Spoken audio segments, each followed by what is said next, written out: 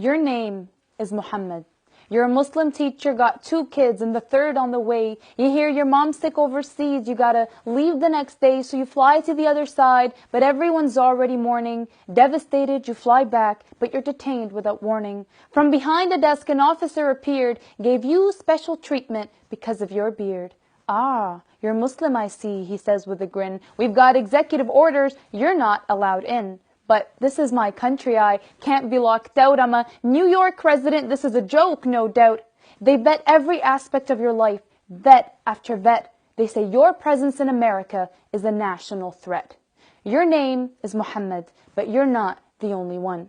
There are hundreds of thousands of others affected. Residents and refugees, everyone suspected, even green cards are facing red lights. How can you ban Muslims when it's not even a race? Muslims are from all over the place. I don't understand how we can shut the door to those fleeing death, bombs, and war. We accuse them of terror, but that's what they're fleeing, seeking safety for their families like any sane human being, you know? More Americans die of Americans each year. Gun violence outweighs terrorism. The statistics are clear.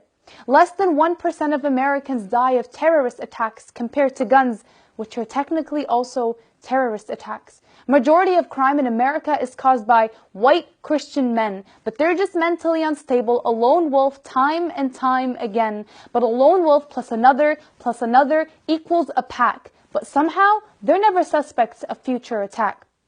If you want to end refuge, then the meddling must stop. If you leave other countries be, the asylum will drop. You want to stop refugees? Then stop the war. Stop funding weaponry, pull away your core. The U.S. is the world's #1 weapon supplier. Is making money or making peace the ultimate desire?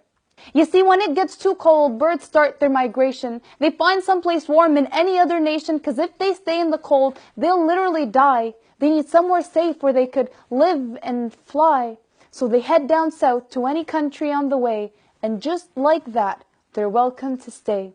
You never see the home birds scream and shout, "There's no room for you, kick 'em out." They welcome them in with open wings. You could stay here till it's time for spring. It's sad when animals are more free than humans. Borders are just lines on a map drawn by hand. You say, "God bless America," but forget it's his land.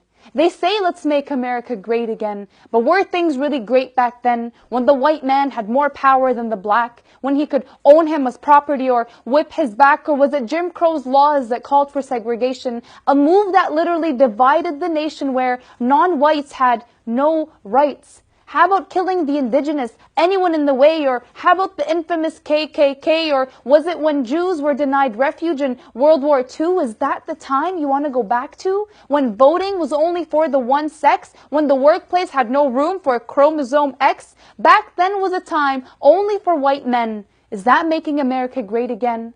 America was great when they ended these acts, not when they created them. Not when the land of the free puts chains on freedom.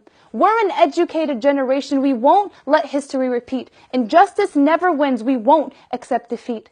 Though it's a time of concern, there's lots of love in the air. There's so much faith in humanity, so much care. Because people are not numbers. We are not labels. Muslims aren't terrorists. Blacks are not thugs. Mexicans aren't rapists who smuggle drugs.